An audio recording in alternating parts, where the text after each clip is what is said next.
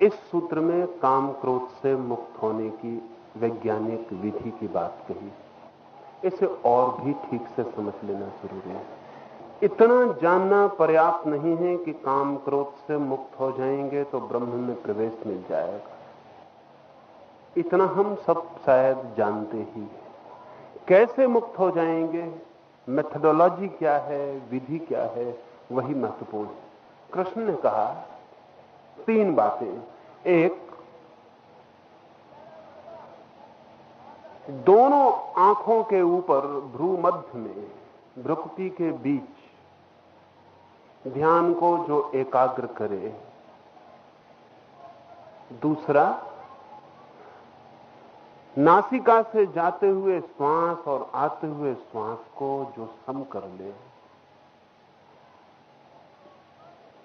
इन दोनों का जहां मिलन हो जाए, ध्यान हो भ्रुकुटी मध्य में, श्वास हो जाए सम, जिस क्षण ये घटना घटती है उसी क्षण व्यक्ति वो जो क्रोध और काम की अंतर्धारा है उसके पार निकल जाता है। इसे थोड़ा समझना होगा। हम सब जानते हैं कि हमारे शरीर के पास इंद्रियां हैं जो बाहर के जगत से संबंध बनाती हैं। इंद्रियां ना हो संबंध छूट जाता है। आंख है, आंख ना हो तो प्रकाशित जगत से संबंध छूट जाता है। आंख के ना होने से प्रकाश नहीं खोता, लेकिन प्रकाश दिखाई पड़ना बंद हो जाता है। कान ना हो तो ध्वनि का लोक तिरोहित हो जाता है। नाक ना हो तो गंध का जगत नहीं है। इंद्रियां हमारी बाहर के जगत से हमें जोड़ती हैं। 7 इंद्रियां हैं। साधारणतः 5 इंद्रियों की बात होती,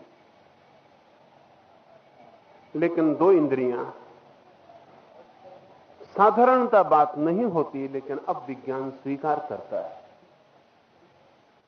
जिन दिनों 5 इंद्रियों की बात होती थी उन दिनों 2 इंद्रियों का ठीक ठीक बोध नहीं था।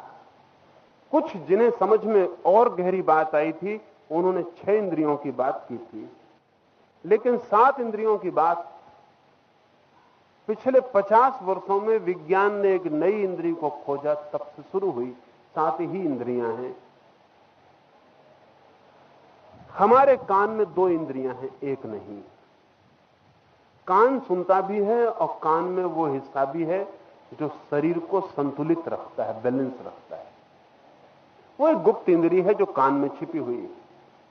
इसलिए अगर कोई जोर से आपके कान पे चांटा मार दे तो आप चक्कर खा के गिर जाएंगे। वो चक्कर खा के आप इसलिए गिरते हैं कि जो इंद्रिय आपके शरीर के संतुलन को संभालती है वो डगमगा जाती है। अगर आप जोर से चक्कर लगाएं तो चक्कर खत्म हो जाएगा, फिर भी भीतर ऐसा लगेगा चक्कर लग रहे हैं, क्योंकि वो जो कान की इंद्रिय है इतनी सक्रिय हो जाती है। शराबी जब सड़क पर डमाडोल चलने लगता है तो और किसी कारण से नहीं, शराब कान की उस इंद्रिय को प्रभावित कर देती है और उसके पैरों का संतुलन खो जाता है। कान में 2 इंद्रियों का निवास। छठवीं इंद्रिय का ख्याल तो बहुत पहले भी आ गया था।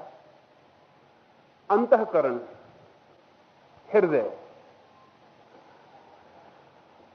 साधारणतः हम सबको पता है, ऐसा आदमी आप न खोज पाएंगे जो कहे कि मुझे प्रेम हो गया है किसी से और सिर पे हाथ रखे। ऐसा आदमी खोजना बहुत मुश्किल है। जब भी कोई प्रेम की बात करेगा तो हृदय पे हाथ रखेगा। और यह भी आश्चर्य की बात है कि सारी जमीन पर, दुनिया के किसी कोने में एक ही जगह हाथ रखा जाएगा। भाषाएं अलग हैं, संस्कृतियां अलग हैं, किसी का एक दूसरे से परिचय भी नहीं था, तब भी कहीं अनजाना ख्याल होता है कि हृदय के पास कोई जगह है जहां से भाव का संवेदन। ऐसी 7 इंद्रियां हैं, 5, एक भाव इंद्रिय और एक कान के भीतर संतुलन की इंद्रिय। ये 7 इंद्रियां हमें बाहर के जगत से जोड़ती हैं। इनमें से कोई भी इंद्रिय नष्ट हो जाए तो बाहर से हमारा उतना संबंध टूट जाता है। नष्ट ना भी हो, आवृत हो जाए तो भी संबंध टूट जाता है। मेरी आंख बिल्कुल ठीक है लेकिन मैं बंद कर दूं तो भी संबंध टूट जाता है। जैसे 7 इंद्रियां बाहर के जगत से संबंधित होने के लिए हैं, ये मैंने जान के आपसे कहा, ठीक वैसी ही 7 केंद्र या 7 इंद्रियां अंतर जगत से संबंधित होने के लिए। योग उन्हें चक्र कहता है। वो 7 चक्र ठीक इन 7 इंद्रियों की तरह अंतर जगत के द्वार। कृष्ण ने उनमें से सबसे महत्वपूर्ण चक्र, जो अर्जुन के लिए सर्वाधिक महत्वपूर्ण हो सकता था, उसकी बात इस सूत्र में कही है। कहा है कि दोनों आंखों के मध्य में, माथे के बीच में ध्यान को केंद्रित कर। माथे के बीच में जो चक्र है, योग की दृष्टि से, योग के नामानुसार उसका नाम है आज्ञा। वो संकल्प का और विल का केंद्र है।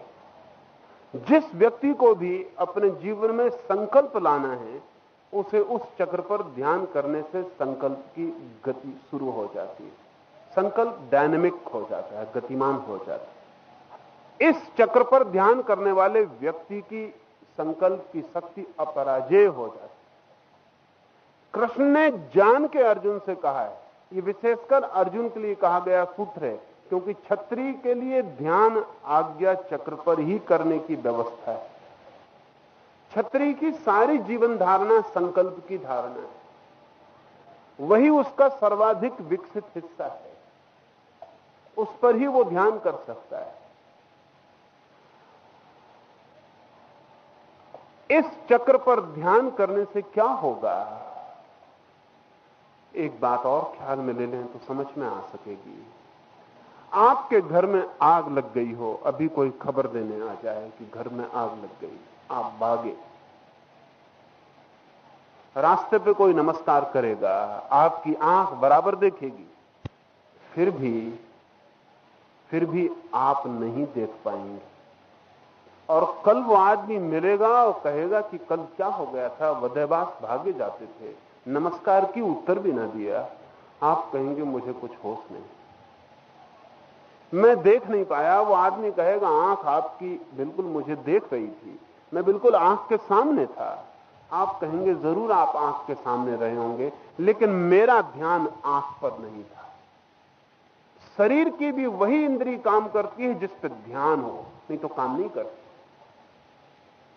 शरीर की इंद्रियों को भी सक्रिय करना हो तो ध्यान से ही सक्रिय होती हैं वो, अन्यथा सक्रिय नहीं होती। आंख तभी देखती है जब भीतर ध्यान आंख से जुड़ता है, अटेंशन आंख से जुड़ती है। कान तभी सुनते हैं जब ध्यान कान से जुड़ता है। शरीर की इंद्रियां भी ध्यान के बिना चेतना तक खबर नहीं पहुंचा पाती। ठीक ऐसे ही भीतर के जो 7 चक्र हैं, वे भी तभी सक्रिय होते हैं जब ध्यान उनसे जुड़ता है। संकल्प का चक्र है आज्ञा। अर्जुन से वो कह रहे हैं तू उस पर ध्यान कर। कर्म योगी के लिए वही उचित है। कर्म का चक्र है वो विराट ऊर्जा का, उस पर तू ध्यान कर। लेकिन ध्यान तभी घटित होगा जब बाहर आती श्वास और भीतर जाती श्वास सम स्थिति ना हो। आपको ख्याल में नहीं होगा कि सम स्थिति कब होती है। आपको पता होता है कि श्वास भीतर गई तो आपको पता होता है, श्वास बाहर गई तो आपको पता होता है। लेकिन एक क्षण ऐसा आता है जब श्वास भीतर होती है, बाहर नहीं जा रही, एक गैप का क्षण। एक क्षण ऐसा भी होता है जब श्वास बाहर चली गई और अभी भीतर नहीं आ रही, एक छोटा सा अंतराल। उस अंतराल में चेतना बिल्कुल ठहरी हुई होती है। उसी अंतराल में अगर ध्यान ठीक से किया गया तो आज्ञा चक्र शुरू हो जाता है, सक्रिय हो जाता है। और जो ऊर्जा आज्ञा चक्र को सक्रिय कर दे तो आज्ञा चक्र की हालत वैसी हो जाती जैसे कभी आपने सूर्यमुखी के फूल देखे हो, सुबह सूरज नहीं निकला, ऐसे लटके रहते हैं जमीन की तरफ, उदास मुरझाए हुए, पखरियां बंद, जमीन की तरफ लटके हुए। फिर सूर्य निकला और सूर्यमुखी का फूल उठना शुरू हुआ, खिलना शुरू हुआ, पखरियां फैलने लगी, मुस्कुराहट छा गई, नृत्य फूल पर आ गया। रौनक, ताजगी, फूल जैसे जिंदा हो गया, उठ के खड़ा हो गया। जिस चक्र पर ध्यान नहीं है वो चक्र उल्टे फूल की तरह मुरझाया हुआ पड़ा रहता है। जैसे ही ध्यान जाता है, जैसे सूर्य ने फूल पर चमत्कार किया हो, ऐसे ही ध्यान की किरणें चक्र को, फूल को ऊपर उठा देती। और एक बार किसी चक्र का फूल ऊपर उठ जाए तो आपके जीवन में एक नई इंद्रिय सक्रिय हो गई। आपने भीतर की दुनिया से संबंध जोड़ना शुरू कर दिया। अलग अलग तरह के व्यक्तियों को अलग अलग चक्रों से भीतर जाने में आसानी होगी। अब जैसे कि साधारणतः 100 में से 90 स्त्रियां इस सूत्र को माने तो कठिनाई में पड़ जाएंगी।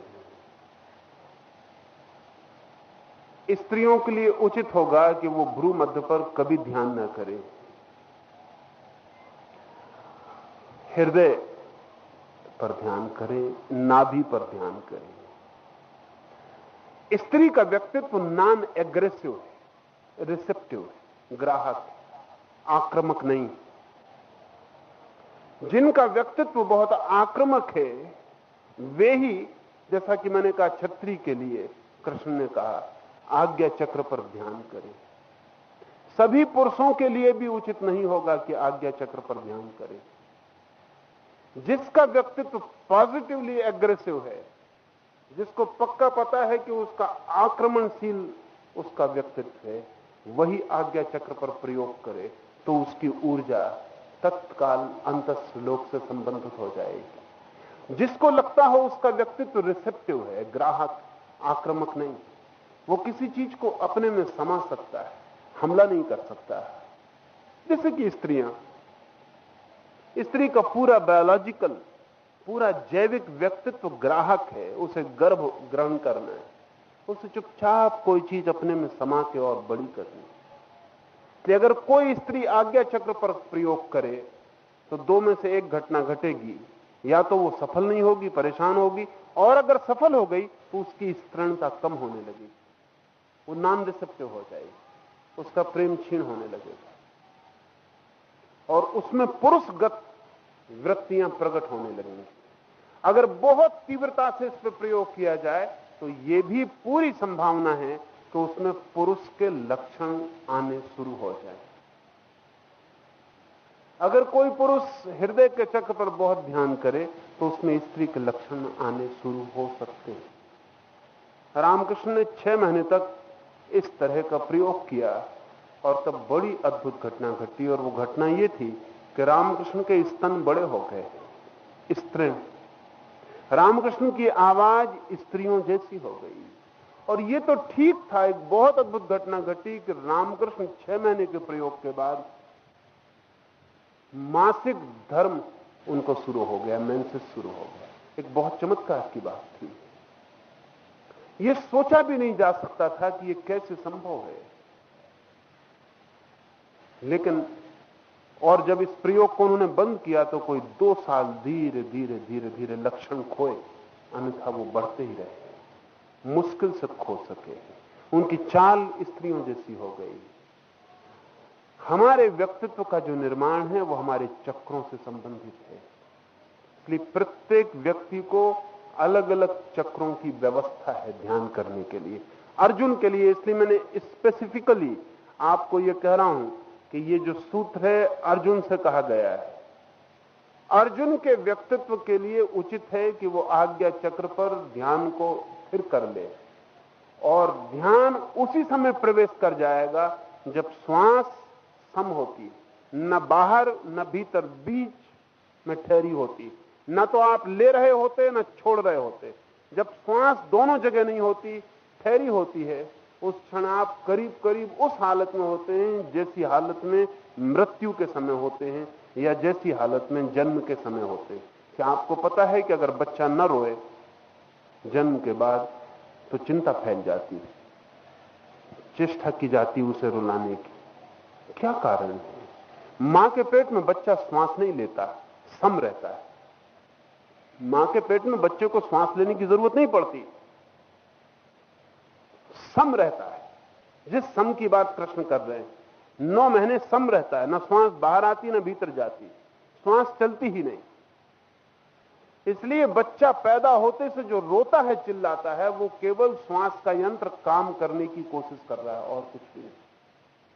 रो चिल्ला के उसके फेफड़े काम शुरू कर रहे हैं तेजी से। अगर वो थोड़ी देर चूक जाए तो कठिनाई होगी, कठिनाई हो सकती है। इसलिए रोए बच्चा तो खुशी की बात है, क्योंकि मतलब हुआ कि वो स्वस्थ है और काम शुरू हो जाएगा। सम स्थिति में होता है उस समय जब बच्चा पैदा होता है। ठीक वही स्थिति पुनः हो जाती है जब श्वास न भीतर जा रही न बाहर जा रही, बीच का क्षण होता है। तब आपका पुनर्जन्म हो सकता है, रिबॉर्न।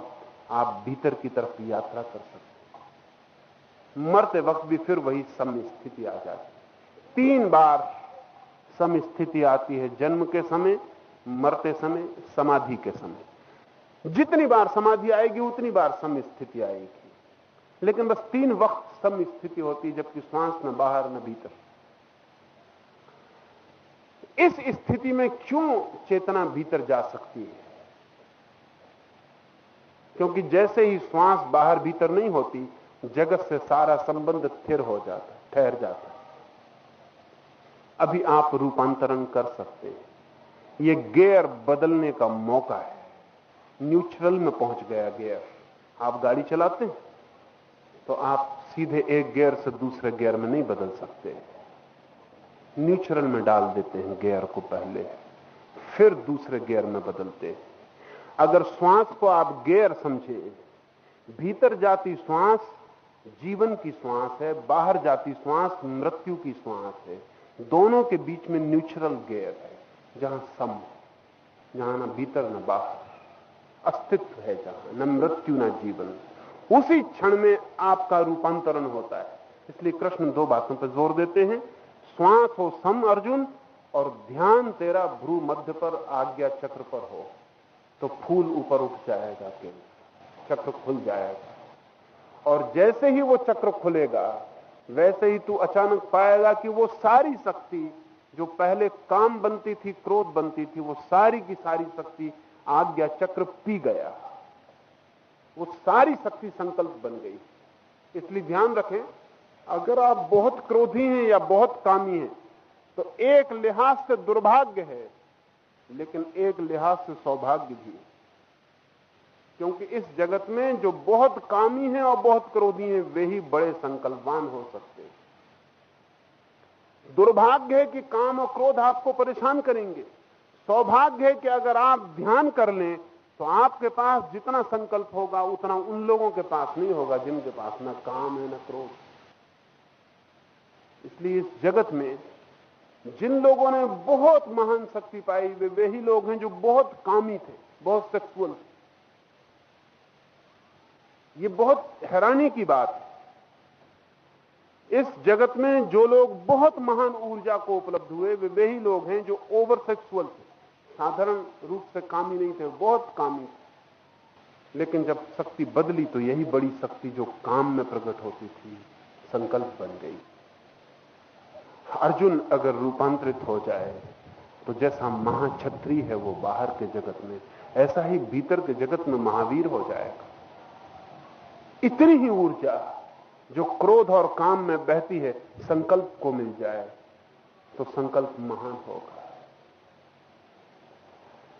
इस जगत में वरदानों को अभिशाप बनाने वाले लोग हैं, इस जगत में अभिशापों को वरदान बना लेने वाले लोग भी।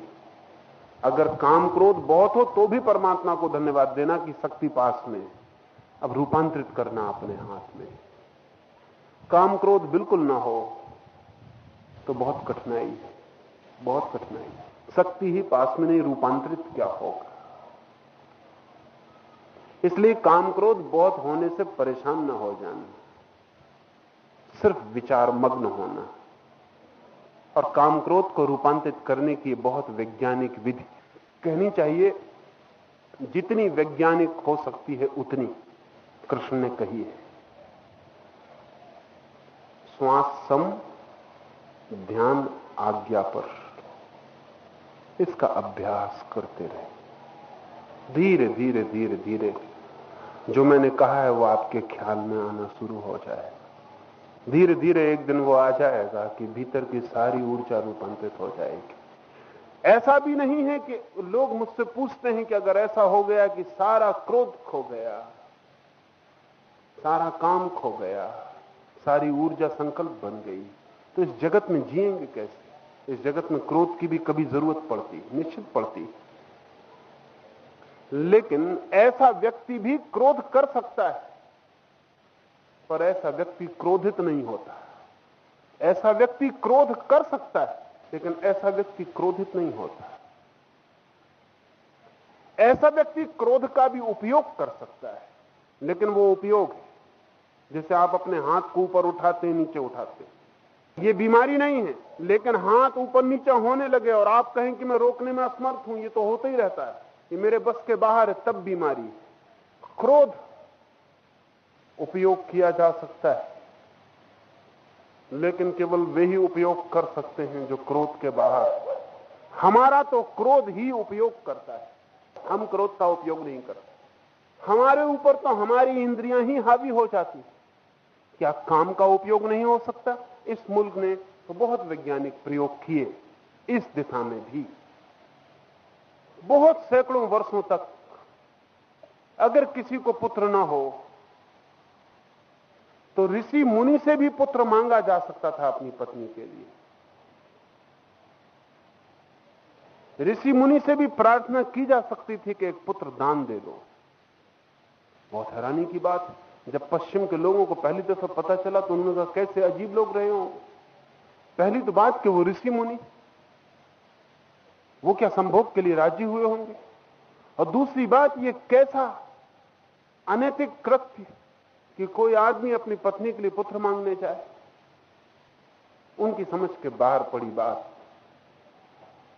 मिस मेयो ने और जिन लोगों ने भारत के खिलाफ बहुत कुछ लिखा, इस तरह की सारी बातें इकट्ठी की, पर उन्हें कुछ पता नहीं। अब मिस मेयो अगर जिंदा होती तो उसको पता चलता कि अब पश्चिम भी सोच रहा है। पश्चिम सोच रहा है कि सभी लोग अगर बच्चे पैदा न करें तो बेहतर, क्योंकि पश्चिम कह रहा है कि जब हम बीज चुन के और बेहतर व्यक्ति पैदा कर सकते हैं, बेहतर फूल, बेहतर फल, तो हम वीर चुनकर भी बेहतर व्यक्ति क्यों पैदा नहीं कर सकते? आज नहीं कल पश्चिम में वीर भी चुना हुआ होगा। उनके रास्ते टेक्नोलॉजिकल होंगे।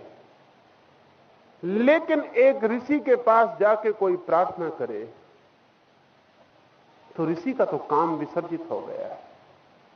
इसीलिए ऋषि से प्रार्थना की जा सकती थी। जिसकी कोई कामना नहीं रही, जिसकी कोई वासना नहीं रही, उसी से तो पवित्रतम वीरी की उपलब्धि हो सकती है। जिसकी कोई इच्छा नहीं है, शरीर को भोगने का जिसका कोई ख्याल नहीं है, वो भी अपने शरीर को दान कर सकता है। ध्यान रहे, वीर्य कोई आध्यात्मिक चीज नहीं है, शारीरिक फिजियोलॉजिकल घटना है। और जब आप मरेंगे तो आपका सारा वीर्य आपके शरीर के साथ नष्ट हो जाएगा। वो कोई आत्मिक चीज नहीं है कि आपके साथ चली जाएगी। शरीर का दान है। ऋषि मुनि जानते हैं कि उनका शरीर तो खो जाएगा, लेकिन अगर उनके शरीर से कुछ भी उपयोग हो सकता है तो उतना उपयोग भी किया जा सकता है। ये बहुत हिम्मतवर लोग रहे होंगे, साधारण हिम्मत से ये काम होने वाला नहीं था। इस संकल्प की स्थिति के बाद भी काम और क्रोध का उपयोग किया जा सकता है, इंस्ट्रूमेंट की तरह। न किया जाए तो कोई मजबूरी नहीं, फिर व्यक्तियों पर निर्भर करता है कि वो उपयोग करेंगे नहीं करेंगे। एक बात पक्की है कि काम और क्रोध आपका उपयोग नहीं कर सकते। इसीलिए इस चक्र को आज्ञा चक्र नाम दिया गया कि जिस व्यक्ति का इस चक्र पर कब्जा हो जाता है उसकी इंद्रियां उसकी आज्ञा मानने लगती हैं, और जिस व्यक्ति का इस चक्र पर अधिकार नहीं है उसे अपनी इंद्रियों की आज्ञा माननी पड़ती है। ये चक्र के इस पार इंद्रियों की आज्ञा है, उस पार अपनी मालिकियत शुरू होती है। इसलिए उस चक्र को द ऑर्डर, आज्ञा ही नाम दे दिया गया। इस तरफ रहोगे तो इंद्रियों की आज्ञा माननी पड़ेगी, उस तरफ रहोगे तो इंद्रियों को आज्ञा दे सकते हो। ये बहुत वैज्ञानिक सूत्र है, समझने का कम, करने का ज्यादा, शब्दों से पहचानने का कम, प्रयोग से उतरने का ज्यादा। इसे थोड़ा प्रयोग करेंगे तो धीरे धीरे ख्याल में आ सकता है।